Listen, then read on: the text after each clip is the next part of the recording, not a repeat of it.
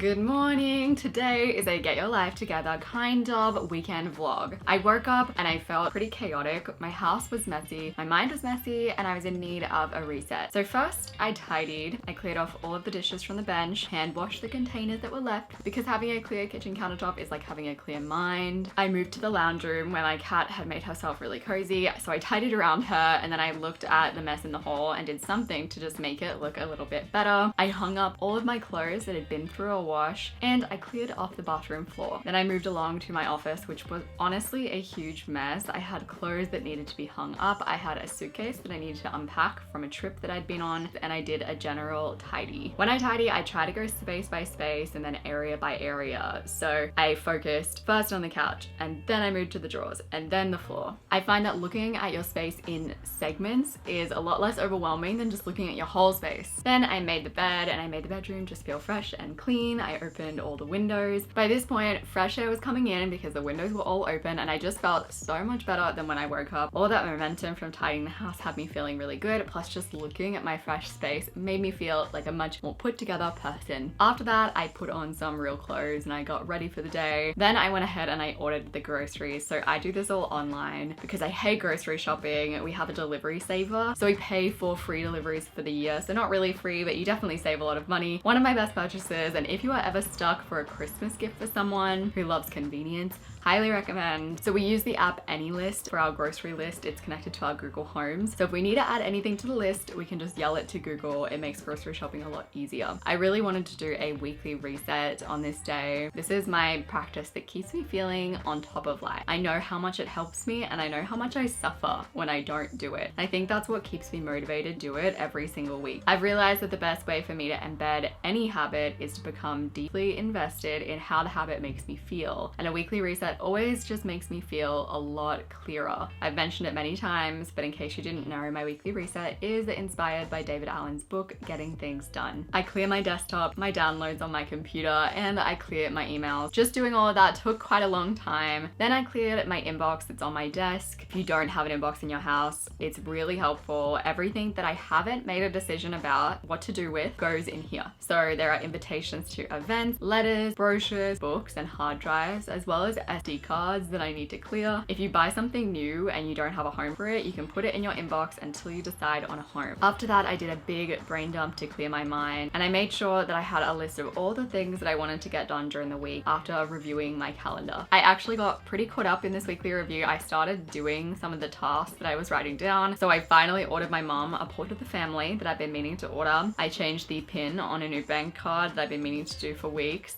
Sometimes those little tasks weigh so much on your mind that it just makes sense to prioritize getting them out of the way when they come to you. So after that, I actually went to the grocery store to pick up some tofu. It was a public holiday the next day, so even though I'd ordered groceries, they weren't going to get here by tomorrow. I really wanted to have tofu scramble. I also drove myself to IKEA, which is a bit of a long drive. I always forget that IKEA is a whole experience. It can never really be a quick trip. So I picked up a few things that I had planned in my mind to get, including a replacement desk that will fit a little drawer set. I got a shelf for this area of the room, and I also got a bunch of containers to make this space in my bathroom a little less ugly. So the IKEA trip was a lot longer than I expected, and it took me into the night, so I continued on the next day, starting off by making a batch of tofu scramble to set myself up for the rest of the week. I love having tofu scramble for breakfast, but I also hate spending time on my breakfast. I'm an easy breakfast kind of gal. I'm actually an easy food, full stop kind of gal. So making a big batch is ideal. It doesn't take very long to mix up, but it does take a little while to cook. I use slightly firm tofu, which I mash with a fork, and then I chuck in some Nutella, some black salt, which is this really eggy salt, some garlic and onion powder, and I also put a little bit of plant-based milk. It is delicious. I really don't enjoy meal prepping at all, but I will say that having meals ready that I actually will eat is one of the best ways to improve my week because my mood and my energy is so influenced by the food that I eat. So from there, I did spend a second with my IKEA containers that I bought, trying to make this part of our bathroom a little less terrible looking. I'm a big open storage girl. I love open storage. I think it's so much better. I think you're so much more likely to use things if you have open storage. As you can see, I have multiple of the same things because previously I didn't have open storage, so I'd buy things over again because I didn't know I had them. I just find it's a lot easier to remember to use things and to remember that I have things. Open storage just works for me. I got everything matching, so it does look slightly better, but I think if I wanted to make this space look good, I probably would need to turn it into a cupboard just because the stuff in it isn't pretty. If you do have any ideas though, I am totally open to ideas. I'm kind of at a loss for how to make this space look good, but also feel functional. Next, I did something I've been meaning to do for a while, a true gift for future me, and I got myself a security system. This might be a weird reset item, but a security system right now just makes sense. So I grabbed some fun motion sensors, cameras, lots of alerts and noises that'll make myself feel safer. This has been on my mind for a while, so I'm really happy to finally have ticked it off. From there, I really wanted to sit down and reset around my work tasks. So some of my work tasks have just been feeling pretty uninteresting, unengaging. I've been struggling to motivate myself to do them. I wanted to sit down and work out how I might make those tasks more engaging, how to outsource them, or how to make them easier. And you can do this in any area of your life, not just work. You could definitely do this for like house management tasks or even friendship tasks, all of the tasks. I wrote down a list of all the things that I do in my week as a content creator. So things for making videos, managing my app, newsletter, social media, and projects. I use the L&O framework that I learned from Shreyas Doshi to rate every task. So I marked some tasks as L for leverage. For L tasks, you want to do a great job. N is for neutral, so do a strictly good job, and O is for overhead, so just get it done. This stops you from putting all of your energy into tasks that just aren't creating you that much reward. Then I rated these tasks using a $10 an hour scale to $10,000 an hour scale that I learned from the creator of Rad Reads. So $10 is checking email and busy work. $100 an hour is things like writing a procedure or just doing busy work but at scale. $1,000 an hour work is doing things like developing a skill or using your unique skills. And $10,000 an hour work is creating a vision, recruiting, implementing systems, visioning, strategizing. And using those ratings, I chose a few tasks to brainstorm on. So I came up with a few ways to make these tasks easier. I